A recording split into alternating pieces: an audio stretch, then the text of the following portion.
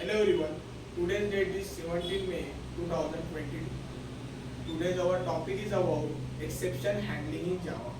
So before discussing today's topic, let me introduce myself. I am Chittaranjan Kundlewal. I have done my engineering in field electrical engineer in 2019. So this is all about me. Let's let's start our today's topic, that is exception handling in Java. So the exception handling is one of the powerful mechanism to handle the runtime errors. So it can so that the normal flow of the application is to be maintained. Also, the exception handling, it is an object which thrown at runtimes, and also the exception handling, it is a mechanism. It should which it should be at it should be at uh, it should be handled at it should be handled at runtime errors such as last not found exception, SQL exception, remote exception, etc. So let's see the example. We have suppose that there are 10 statements in Java programming.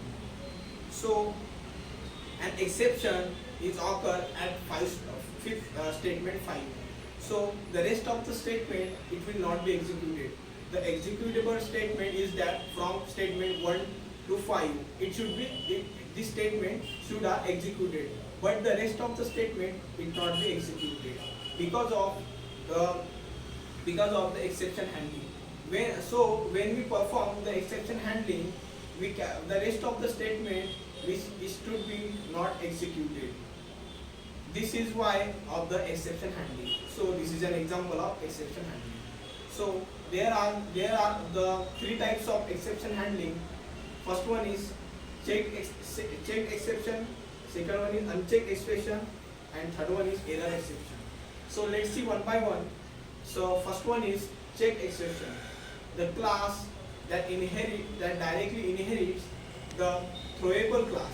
Throwable class means may exception occur in the class, and except this class throwable class except runtime exception and error is called as exception. For example, SQL exception, etc. So the exception check at compile time. So this is a check exception. Second one is unchecked exception.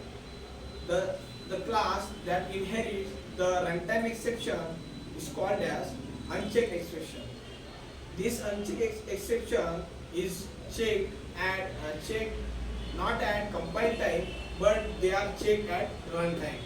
So for example, index of a bond exception, out of bond exception. These are the example of the unchecked exception. The third one is error exception. Error is irrecoverable, and also and for example of error exception is null pointer exception. Out of memory exception. These are the example of the error exception. Now for exception handling. For exception handling in Java programming, we use some keywords that are try, catch, and finally. Without these keywords, we cannot perform the exception handling in the Java programming. So let's see one by one. So first one is try keyword. The try keyword is used to specify block where we should place an exception. The try keyword is followed by the try keyword you must use with or followed by either catch or final keywords. That is, we cannot use the try block alone. So this is the try keywords. The second one is the catch keyword. Catch keyword is also used to an exception handling. We can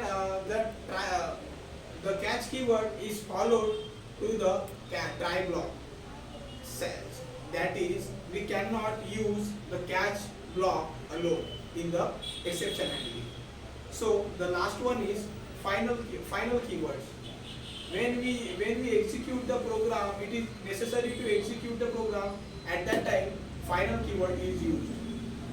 Now, it is not mandatory to at that time we the exception handle or not. It will be execute the final keyword.